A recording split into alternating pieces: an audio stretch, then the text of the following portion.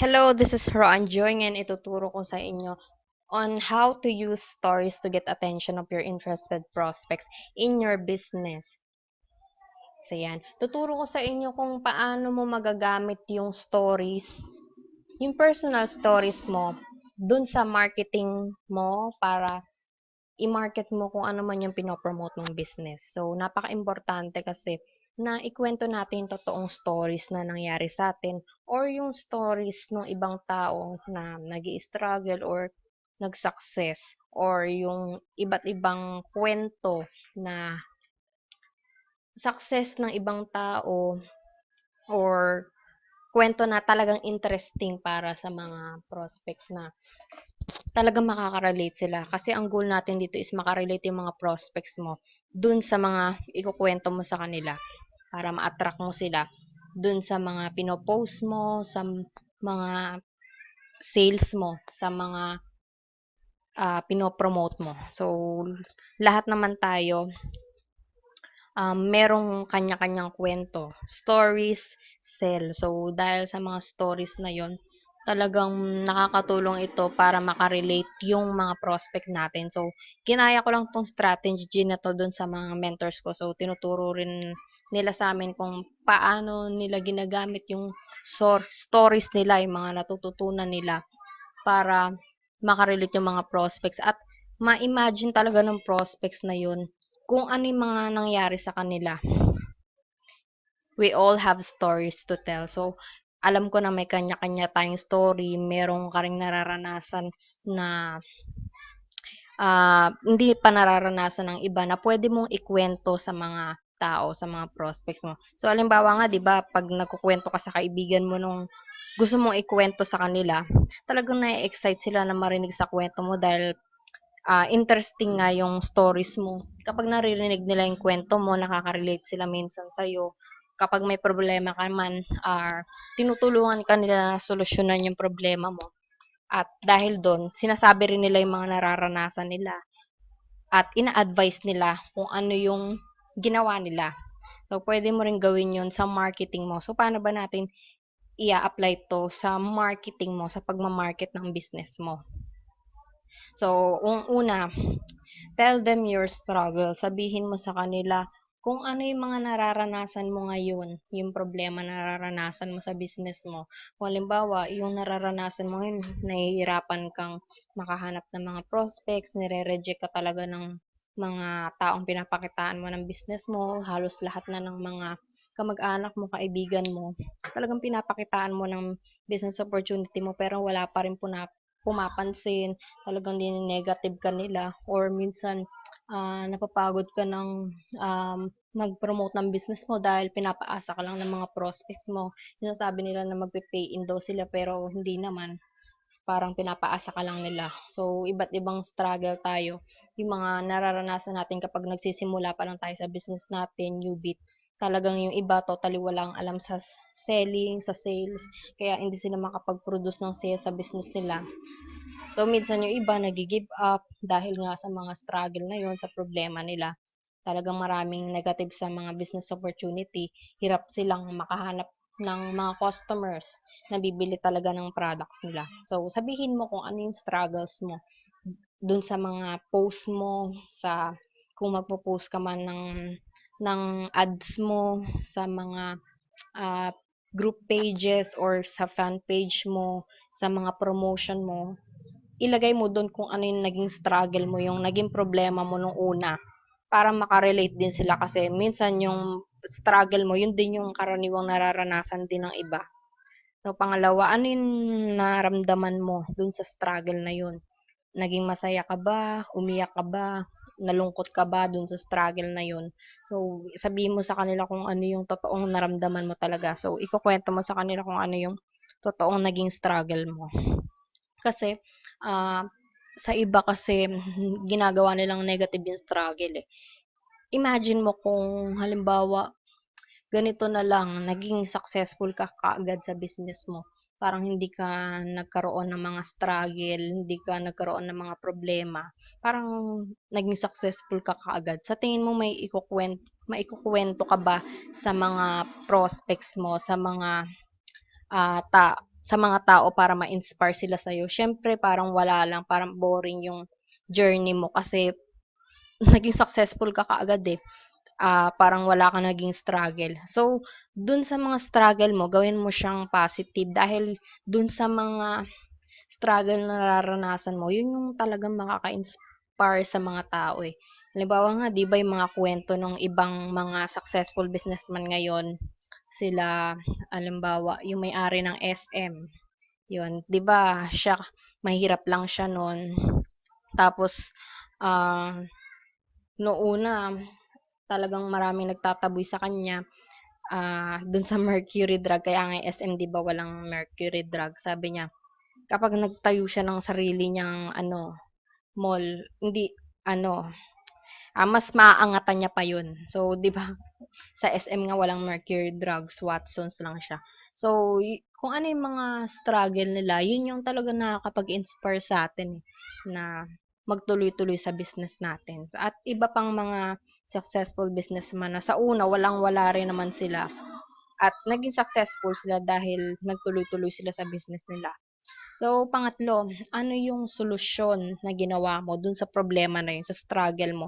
Ano yung desisyon na ginawa mo dun sa mga struggle na nararanasan mo? Ano yung nakita mong solusyon na ginawa mo dun sa business mo?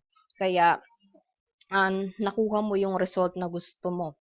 Nakuha mo yung resulta na ginagawa mo, yung goal mo. So, ano yung solusyon na ginawa mo?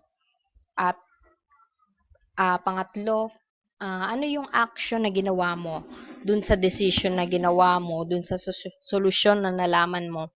Ano yung action na ginawa mo dun sa mga solusyon na yon, dun sa naisip mo? Yung action na ginawa mo na ba yun o ay nag-work ba para sa'yo? Nagkaroon ka ba ng resulta dun sa decision na ginawa mo, sa solusyon na nalaman mo? Ano yung action na ginawa mo? So, ikuwento mo rin yun sa kanila. So, mamaya ipapakita ko sa inyo yung example no kung ano yung gagawin mo. Halimbawa, call to action, panghuli naman, yung call to action, eto na. Yung action na gusto mong ipagawa sa prospects mo. Halimbawa, ayan na, nagkwento ka ng stories mo, yung problema mo, tapos pinakita mo na yung solution mo, yung action na ginawa mo para magkaroon ka ng resulta. So, pwede mo ilagay doon. Kung gusto mong malaman din kung paano ko nagawa yung resulta na yun, yung solusyon na yun, pwede mong i-click yung link ko na to. So, yun na yung pinopromote mong business. So, ganun ang gagawin mo. Sa una, magpo-provide ka muna ng value. Gagawin mo na makarelate yung mga prospects mo sa'yo. Gagawin mo na makarelate sila dun sa stories mo. And then, pag nakuha mo na yung attention nila dun sa stories mo, so, makikita nila yung call to action mo. Ay, yun yung pinopromote mo na business. So, yun yung ginagawa ko. Share ko lang sa inyo. Gumagawa ako ng sarili kong story sa mga Facebook posts ko, dun sa Facebook fan page ko, dun ko siya pinopost, yung stories ko, yung struggle ko na nararanasan ko dati, tapos yung solusyon na ginawa ko. So, sinasabi ko lagi na, kung gusto mong malaman tong solusyon na to, yung ginawa ko, at yung action na ginawa ko, so, pwede kong i-share sa'yo yung ginawa ko. Gumawa ako ng free training na makakatulong sa'yo. So, click the link below this video para makuha mo yung free training, yung solusyon na ginawa ko, yung eksaktong strategy na ginawa ko. So, yun yung ginawa ko para ma-attract ko sila. Dahil doon, nakakakuha ko ng mga prospects araw-araw.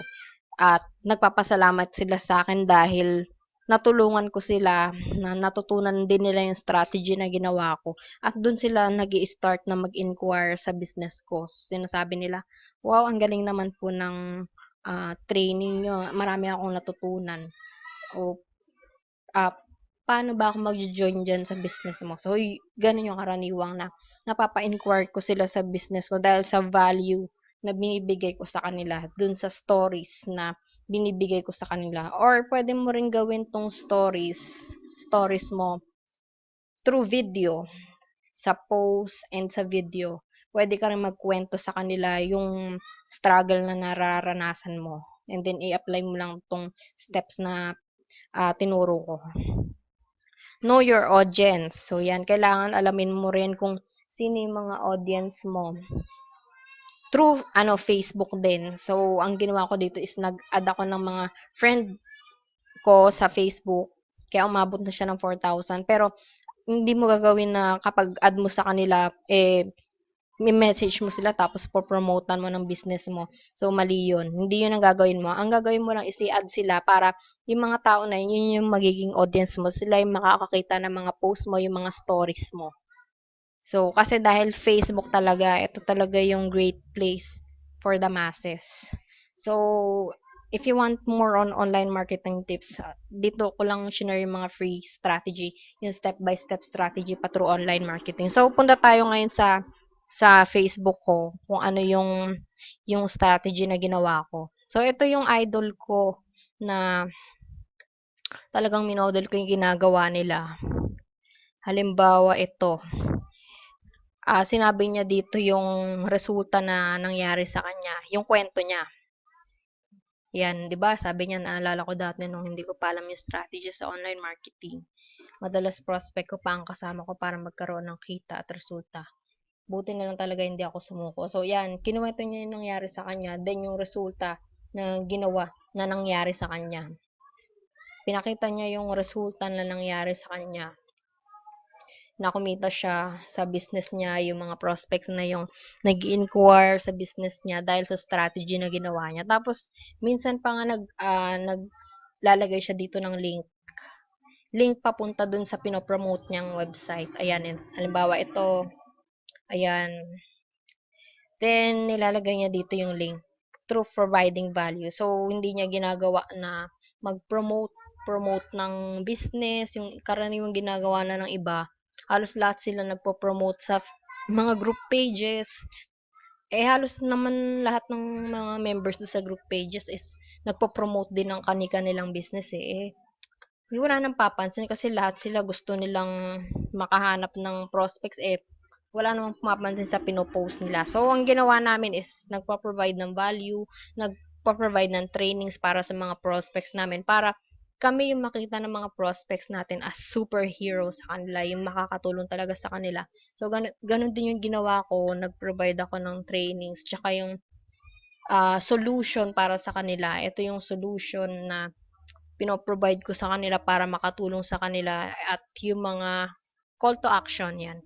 Call to action papunta dun sa pinopromote ko para mas makuha ko yung attention nila at mas ma-attract sila. So, 'di ba kapag ganito kasi pag marami ka ng friend list sa Facebook mo, marami yung taong makakakita nung pinopromote mo. So, 'yan. Kailangan yung mga i-add mo lang is yung mga targeted talaga na prospects mo, yung audience mo. Halimbawa, kung pinopromote mo business opportunity, add mo yung mga mahilig sa mga business opportunity, hindi yung mga negative sa business opportunity. Kung halimbawa naman pinopromote mo beauty product, so ang i-add mo yung mga babaeng mahilig sa beauty product. So, yun yung mga magiging audience mo. Ito yung gagawin mo para sa mga beginners pa lang. Para marami kang audience, maraming makakita ng post mo. So, ganun din ginagawa ko dito sa Facebook profile ko nag-add ako ng friends. Maging consistent ka lang mag-add. Pero, yun nga, sinabi ko kanina, pag in-add mo sila, hindi mo sila papromotan ng business mo, hindi mo sila i-message. Kasi yun yung karaniwan na ginagawa ng iba Ang dami nga nagme-message sa akin na, gusto mo bang sumali sa business ko? Gusto mo bang yumaman? Ganun, yung mga ganung unethical.